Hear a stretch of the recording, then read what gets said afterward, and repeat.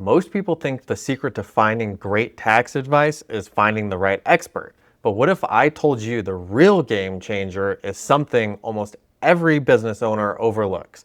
Let me tell you about a client who learned this the hard way. A year or two ago, I had a newer client.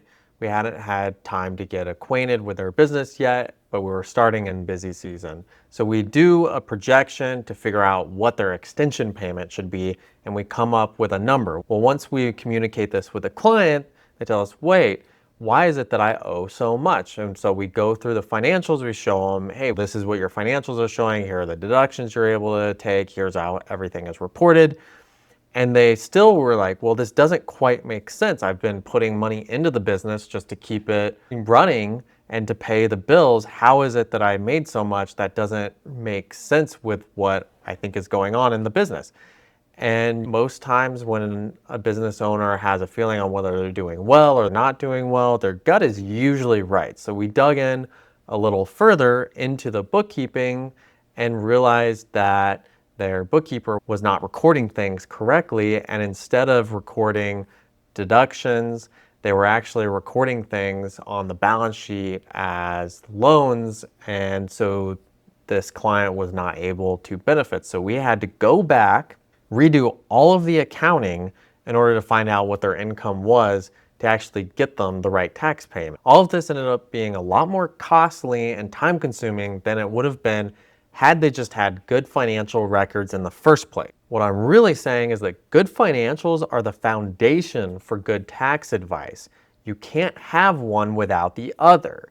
If you have bad financials, then your tax advisor is looking at the wrong numbers, and guess what? Their tax advice probably isn't going to be accurate either. This is going to lead to missed deductions, overpaying on taxes, and potentially trouble with the IRS. Many tax strategies rely on what the income is. For example, I have clients who are in real estate, and if they have income in a certain year, one of our big planning opportunities is that we will look at, given that you have X income, and we know that if you buy more real estate, you can take deductions for depreciation, especially now with the new tax law where we have 100% bonus depreciation again.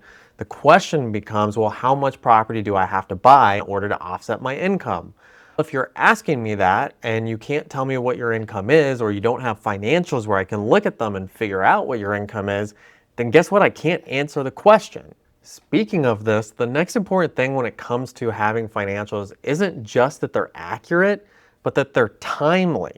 A lot of strategies you can't implement after the year is over. If you're waiting all year and you're not keeping your books up and then you try and rush it during February and March before you get an extension or file your taxes, that means you can't be proactive and do planning before the end of the year. So here's the reality. Don't underestimate the value of good financial records. It's not the same as other expenses in your business like marketing. If you spend certain dollars on marketing, you know hopefully you're going to get some kind of return on that investment. When you do financial records, you may be thinking, well, I'm just paying someone to record something that's already happened. This isn't going to generate revenue or help me reduce my expenses. But that's the wrong way to think about it, because taxes are a big expense. The highest tax rate is almost 40% just at the federal level. Then when you add in state taxes, real estate taxes, sales taxes, personal property taxes, it adds up really quickly. If you don't have the right financial records, you're going to be missing out on deductions